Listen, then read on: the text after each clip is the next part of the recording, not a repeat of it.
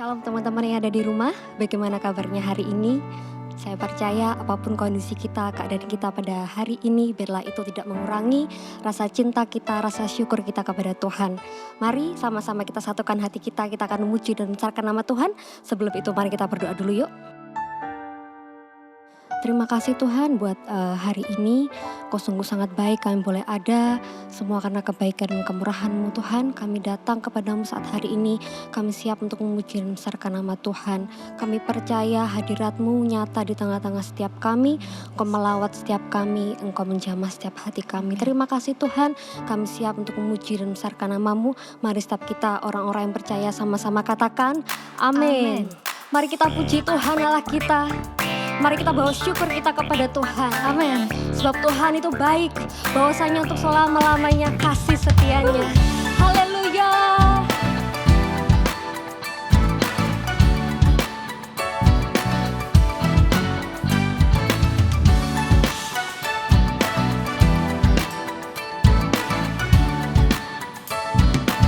Mari sama-sama kita nyanyikan. Masuk gerbangnya bersyukur. Dengan penuh pujian, bersuka di hadiratnya, nyanyi besarkan agung namanya, puji dia tiup prasangka kala, musik dan tarian, adalah semua makhluk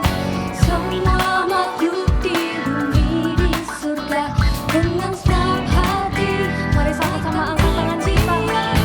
Sebab Tuhan baik, sebab Tuhan baik, sebab Tuhan baik, sebab Tuhan baik, anugerahnya kekal selamanya. Sebab Tuhan baik, sebab Tuhan baik, sebab Tuhan baik, sebab Tuhan baik, sebab Tuhan baik, sebab Tuhan baik, anugerahnya kekal selamanya. Sebab Tuhan baik, anugerahnya kekal selamanya. Haleluya. Sebab Tuhan kita adalah Tuhan yang baik. Amin. Amin.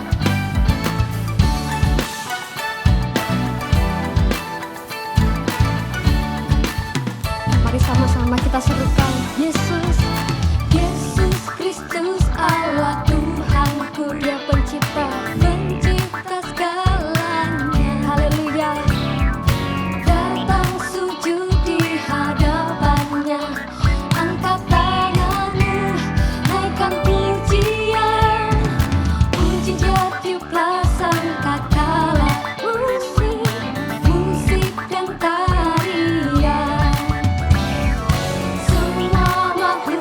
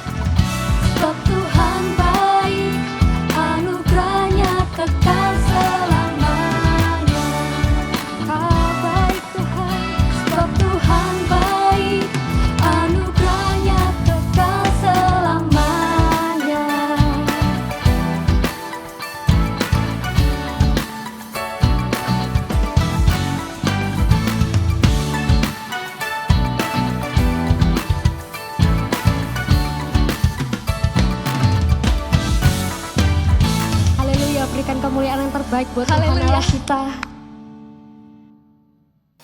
Haleluya Yesus Tuhan. Terima kasih buat hadirat-Mu pagi hari ini Tuhan Ya Yesus. Tuhan Yesus. Kami bersyukur miliki Allah seperti-Mu Bapa. Kau sungguh Bapa yang setia. Hari ini kami mau naikkan syukur kami Tuhan di hadapan-Mu Bapa. Amin. Terima kasih Yesus, terima kasih. Mari sama-sama angkat pujian-Mu, katakan. Sungguh besar setiamu, Kau nyatakan bagiku.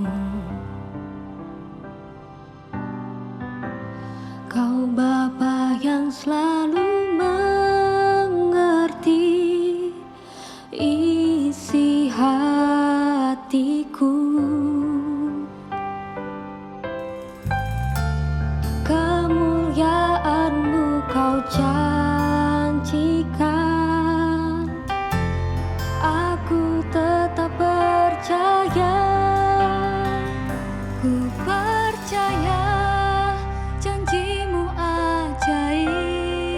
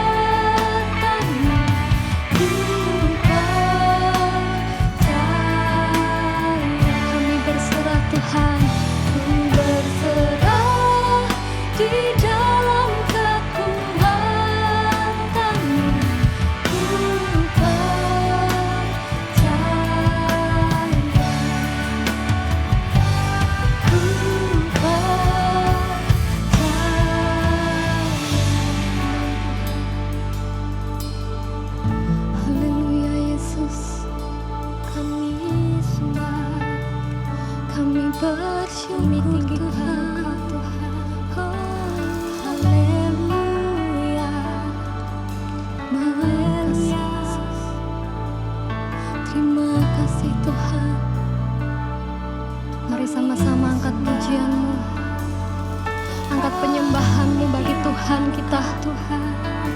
Sebab Dia yang layak untuk kami sembah.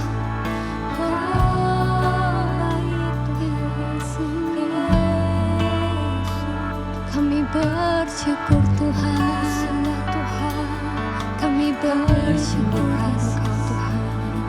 Miliki Allah seperti-Mu, miliki Allah seperti-Mu Tuhan. Mari sama-sama angkat tangan-Mu, naikkan pujian yang terbaik bagi Allah kita. Oh, kami percaya janji-Mu ajaib dalam hidup kami Tuhan. Oh, Tuhan, haleluya, haleluya Tuhan. Oh, Yesus Tuhan, ini kami Tuhan, ini penyembahan kami. Kami sungguh bersyukur miliki Allah seperti Engkau, miliki Allah seperti-Mu Tuhan. Sebab janji-Mu ya dan amin dalam hidup kami Yesus. Haleluya, terima kasih Tuhan, terima kasih Tuhan, terima kasih.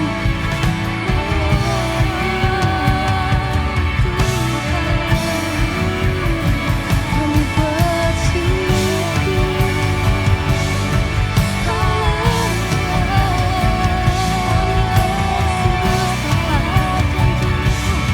Terima kasih, terima kasih, terima kasih Tuhan, terima kasih Tuhan Yesus.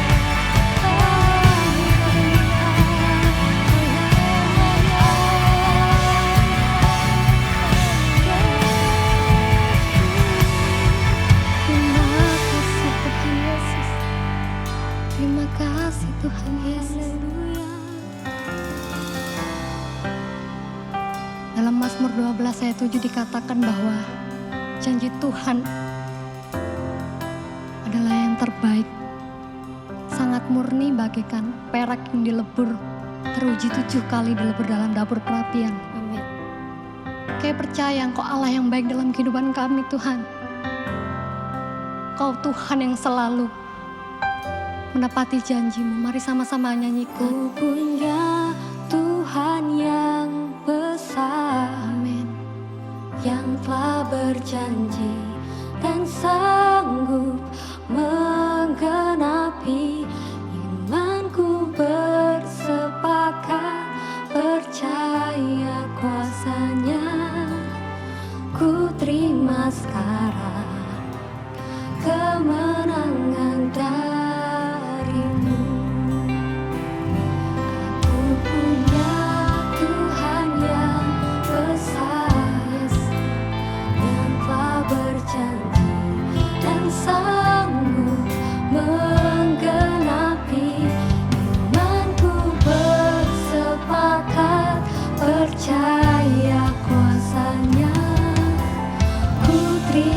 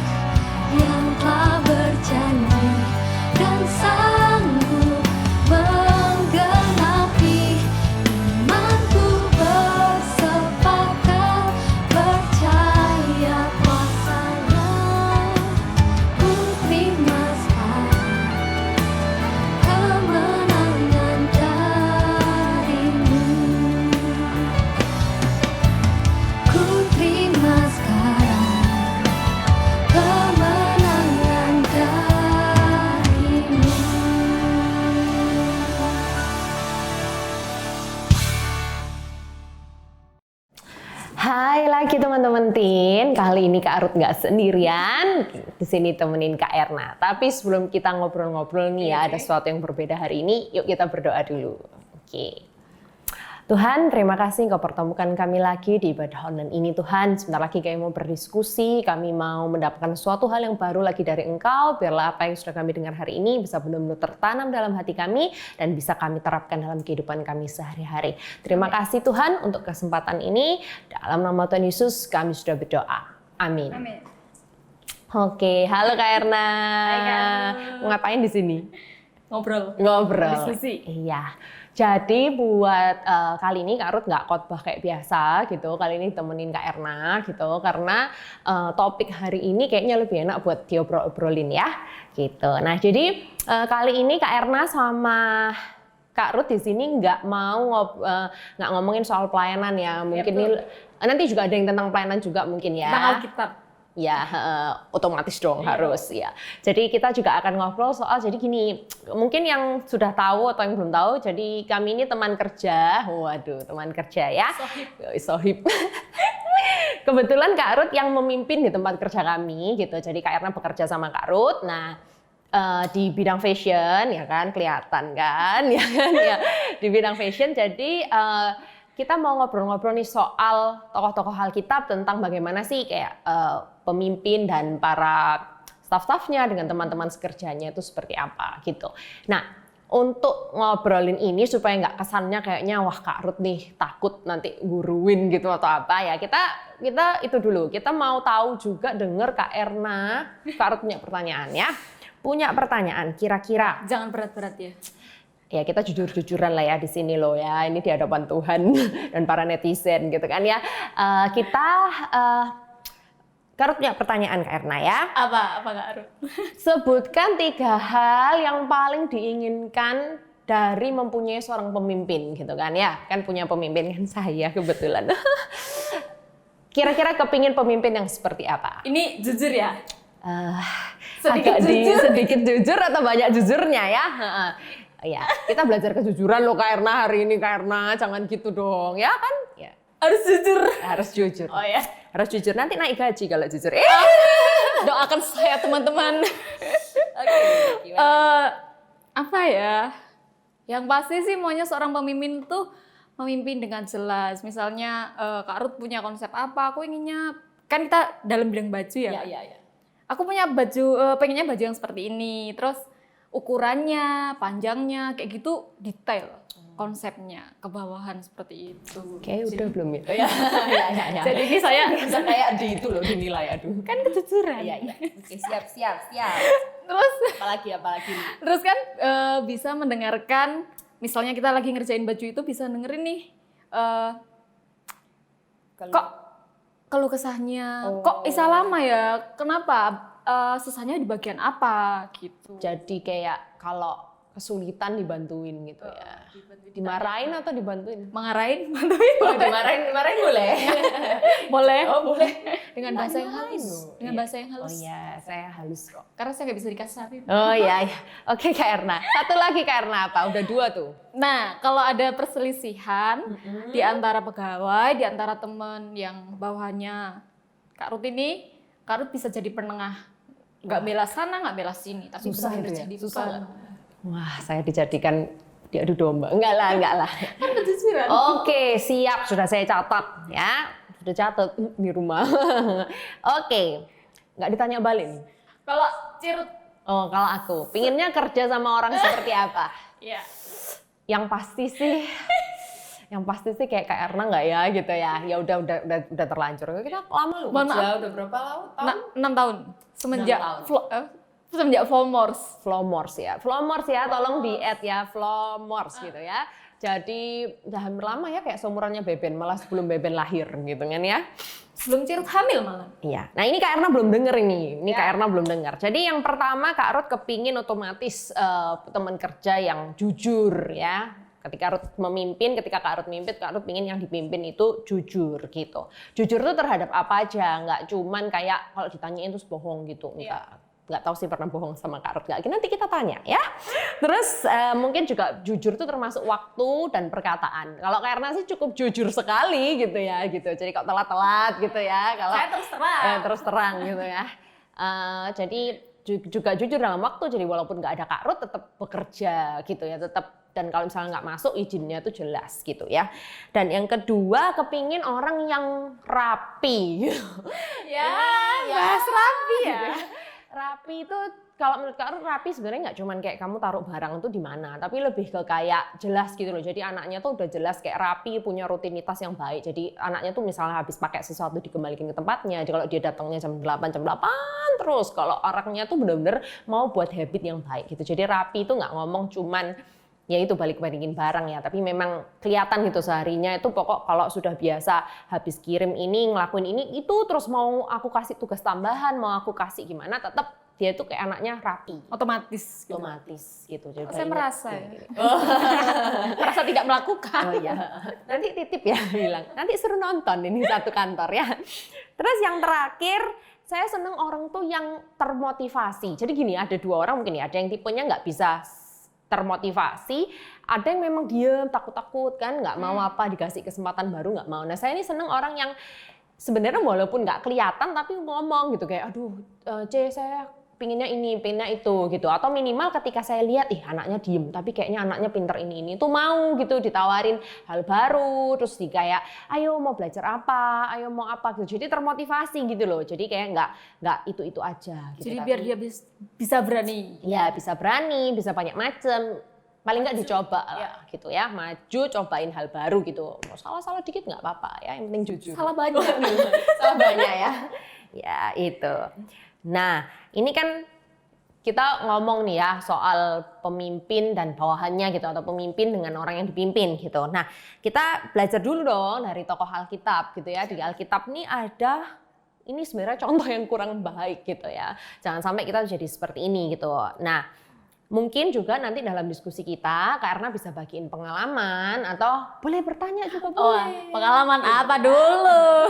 Pengalaman apa dulu ya. Jadi boleh bagi pengalamannya mungkin ya boleh lah, kalau ada yang mau ditanya juga boleh deh. Ini suka tanya biasanya gitu. Tapi nanyain orang, nggak pernah nanyain diri sendiri.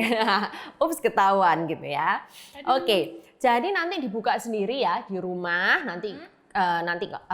Ditaruh di ayatnya di 2 Raja-Raja 5 ayat 20 sampai 27. Nanti muncul di screen ya.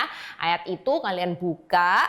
Nah, itu Kak Ruth ceritain aja. Nah, jadi tadi kan Kak Ruth cerita ya, Kak Ruth kepingin punya bawahan yang jujur gitu kan. Nah, ngomong-ngomong soal jujur nih, ada tokoh Alkitab nih yang nggak jujur gitu. Nah, ini ceritanya ini tentang dulu ada panglima perang namanya Naaman gitu ya. Naaman ini panglimanya Raja Aram gitu. Nah, dia kena sakit kusta karena gitu. Bisa. Iya, jadi kayaknya memang Tuhan udah berkehendak gitu loh. Dia paling hebat banget, panglima perang yang hebat, dia itu terus kena kusta gitu. Tapi saya percaya ini jalannya Tuhan supaya dia tuh bisa kenal nabinya orang Israel. Nah, akhirnya yang sembuhin dia itu Nabi Elisa gitu. Nabi Elisa. Nah, Nabi Elisa ini punya bawahan namanya Gehasi.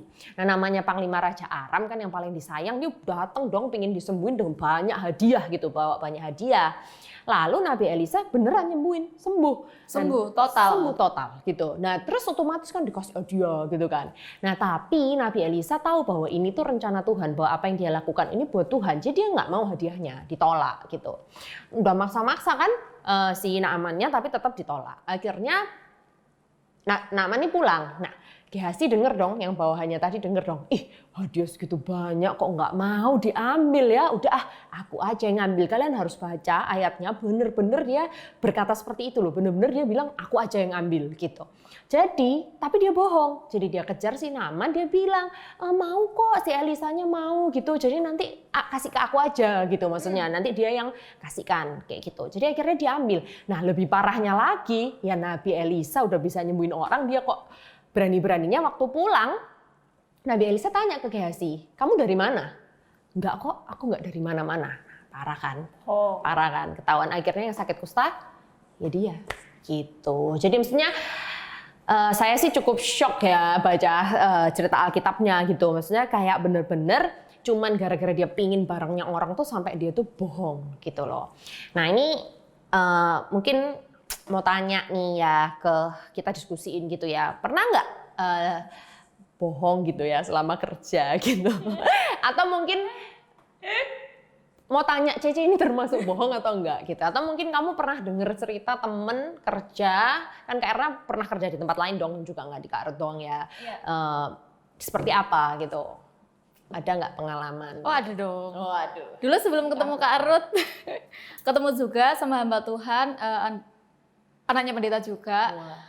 Cuma yang bikin syok terakhir-terakhir itu aku beneran izin Ci. Waktu itu Iya. bilang bener-bener izin kalau ada acara gereja. Terus dia nggak percaya. Padahal sudah tak fotoin, gini, foto kirim. Kenapa tuh kira-kira kok bisa nggak percaya? Ada temen yang menghasut, katanya saya berbohong. Gitu. Susah ya. Gitu. Jadi Terus akhirnya nggak percaya, terus akhirnya saya tiba-tiba diberhentikan dengan sepihak gitu. sepihak, nggak ada ngobrol langsung gini. Oh kamu berhenti ya? Gimana gitu. rasanya? Sakit, nangis. Nangis loh, Kak Erna bisa nangis rupanya ya. Ya. Gitu ya. Begitu, sangat ya. Difitnah dong ya. Berarti ini lebih ceritanya ya repot juga ya berarti. Itu sesama teman kerja juga? Sesama teman kerja. Oh iya, berarti yang GHC-nya mungkin yang teman kerja. Ups, jangan menghakimi saudara-saudara ya. Jadi ya gitu ya. Jadi kalau nggak dipercaya padahal apalagi ini, padahal berarti nggak bohong ya, Kak Erna nggak bohong loh ya, Kak Erna nggak bohong. Pernah sih bohongin Cirut sih. Iya, Bohongin kenapa? mau nikah. Kalau itu dia memang promosi aja di sini sebenarnya gitu. Nggak, kemarin bohong. Waktu mau pulang Blora sini tuh loh. Aku bilang kan travelnya nggak ada. Padahal tuh sebenarnya ada. Tapi ada sesuatu yang terjadi di Blora, di kampung. ini Nggak berani gimana ini? jujur, nggak berani cerita. Baru kan waktu itu Nah, kemarin. kira-kira kenapa Kak Erna? Kenapa kok nggak berani jujur itu kenapa?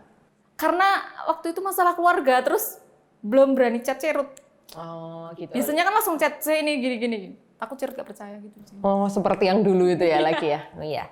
Mungkin bisa terjadi juga ya. Mungkin kalian kalau ingat-ingat kalian pernah digituin orang itu bikin kalian mungkin jadi nggak takut gitu kan gitu dan akhirnya nggak jujur gitu. Tapi berarti lain kali gimana dong Kak Erna? Cerita langsung. Cerita langsung. Padahal biasanya cerita langsung loh. Iya. Gitu. Jadi boleh nanti kita diskusiin lagi ya. Kayak maksudnya gimana ya perasaannya dibohongin seperti itu kan pasti nggak enak. Cirut pernah nggak dibohongin? Nah ini saya waktu siapin khotbah ini jujur saya ini nggak pernah ya. Saya orangnya, Kak Ruth ini orangnya sangat percayaan gitu sama orang gitu. Dan maksudku kebetulan kerjanya sama anak-anak muda ya udahlah namanya anak muda itu kan ada nakal-nakalnya ya sekali-sekali. Tapi saya percaya gitu, saya percaya bahwa ya nanti kita didiskusi di kesimpulan saya yang terakhir bahwa kejujuran itu nggak. Jadi gini, ketika saya sudah belajar jadi jujur karena sebelum dipimpin kan sebelum memimpin kan saya juga dipimpin gitu kan ya.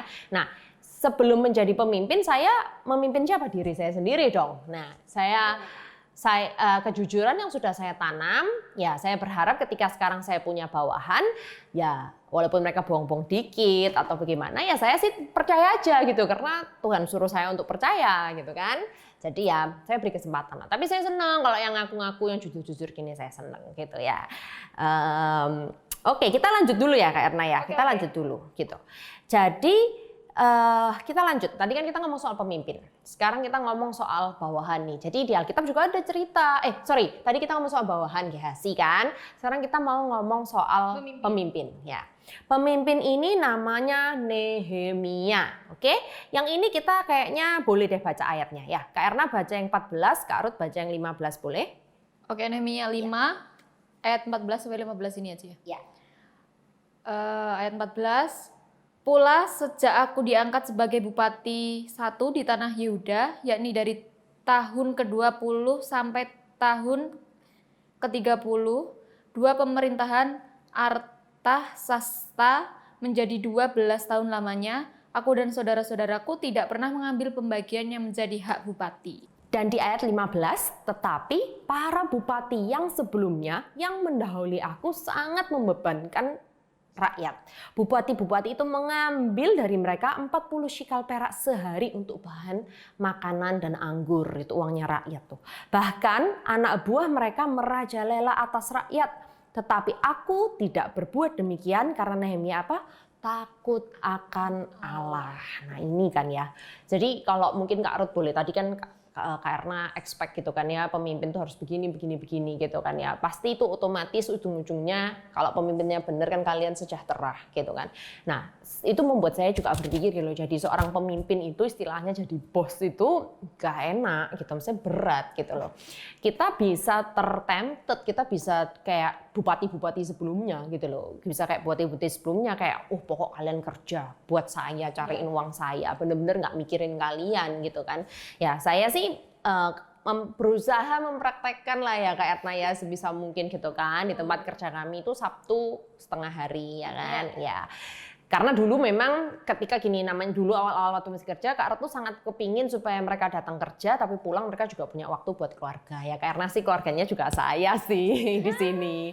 Cuman untuk yang sudah nikah, punya anak dan lain sebagainya, mereka bisa pulang gitu dan benar-benar bisa punya waktu sama keluarga gitu. Jadi itulah keputusan-keputusan yang Kak Ruth juga sempat ambil. Tapi Kak Ruth sadar bahwa ketika saya salah ambil keputusan itu bisa-bisa membuat saya itu nggak enakin yang saya pimpin gitu. Nah, tapi ngomong-ngomong soal ini pemimpin salah ambil keputusan. Nah, gini Nehemia hebat banget. Jadi dia benar-benar dia nggak ambil hak-haknya. Jadi contohnya misalnya kayak mentang-mentang saya bos, jadi saya yang begini, saya yang begitu. Dia nggak gitu sama sekali. Nah, tapi mungkin karena nih, dengar-dengar karena pernah juga nih jadi pemimpin gitu kan ya. Saya kepingin dengar suka dukanya jadi pemimpin. Di mana ya karena di pelayanan ya? Iya. Ya, kayak karena pernah loh jadi pemimpin. Karena saya yang jeblos. Iya, mohon maaf ya. Nggak apa-apa, harus pengalamannya gimana itu? Baik atau buruk itu? Baik dan buruk dong sih. Oke. Pasti ada plus Jadi minus. kita yang mana dulu nih? Yang buruk aja dulu. Oh, yang buruk aja dulu. Oke. Buruknya kalau kemarin baru evaluasi sama Cirut ini kita ngobrol. Cirut bilang kan, kamu jadi pemimpin setelah kamu masuk jadi pelayan, terus jadi seorang pemimpin, aku merasa tidak mengenali dirimu. Ada yang berubah. Sok-sok menjadi pemimpin soalnya ya. Terus Iya, soalnya saya memang bukan tipe yang apa suka tuh? Merasa nih perubahannya. Oh, merasa. Langsung dari awal atau di tengah-tengah? tengah-tengah. Iya. Paling berasanya kenapa? Paling berasa kalau saya disuruh konsep acara yang gede. Langsung tidak bisa. Langsung saya tekanan batin, hati, pikiran. Waduh. Lumayan kan ya, biar mikir. Karena katanya saya nggak pernah mikir. Ya. Tit. Tit gitu ya. Bagi yang setuju kalau Kak Erna tidak pernah mikir, silakan komen di bawah ini. Tapi aku mikirin kalian kok. Karena paling mikirin kaliannya paling nggak pernah mikirin dirinya sendiri sih sebenarnya gitu. Jadi mungkin tiba-tiba disuruh mikir gitu bingung ya. Saya belum ender. Iya. Terus. Terus duka lagi Pak G aja. Tadi sukanya deh, tadi udah dukanya kan susah mikirnya gitu. Oh enggak, tapi kalau pengalamannya kerja sama yang tim kerjanya gimana? Itu lebih banyak dukanya atau lebih banyak sukanya itu? Suka dan duka. Oh iya, duka lagi deh, duka lagi. Oh, duka lagi. Dukanya lagi ya harus tadi. Apa-apa, mungkin dari konsep yang sudah dibuat, kira-kira gimana? Kinerjanya timnya bisa gampang masuknya atau susah? Timnya susah. Susah. Karena karakternya anak kan juga beda-beda. Nah, itu perasaan saya kalau memimpin sebuah tempat kerja gitu ya. Karakternya anak kan beda-beda. Mungkin dimintai tolong ngerjain ini, caranya kan harus beda per anak gitu. Iya. Jadi dari Kak Erna sendiri, tapi kira-kira kalau jadi pemimpin lagi, apa nih yang mau diperbaiki? Yang harus diperbaiki adalah saya harus banyak berpikir, banyak konsep. Tapi saya bukan seorang konseptor, saya eksekutor, ya. Gitu. Iya. Oke, nanti dibantu lah ya supaya Tolong dibantu. Iya, oke. Jadi gitulah ya. Maksudnya kita jadi seorang pemimpin kadang kita pasti dapat ekspektasi kan juga dari bawahan kita apa gitu kan. Dan kadang seringkali itu juga membuat kita kadang kalau kita sampai salah nggak ngerti gitu harus ngapain, akhirnya kita tuh jadinya cuman mikirin konsep gini akhirnya kita lupa mikirin perasaan anak-anak gitu. Jadi mungkin ada distance kadang dan lain sebagainya gitu. Dan sekali lagi keputusan kita yang salah itu ngaruhnya lebih ke banyak orang. Sukanya belum sih. Oh ya, sukanya. Sukanya bisa mengenal karakter banyak anak. Jadi yang saya kenali bukan cuma teman-teman di lingkungan kerja, juga di rumah, tapi banyak sekali. Gitu ya. Belajar. Benar.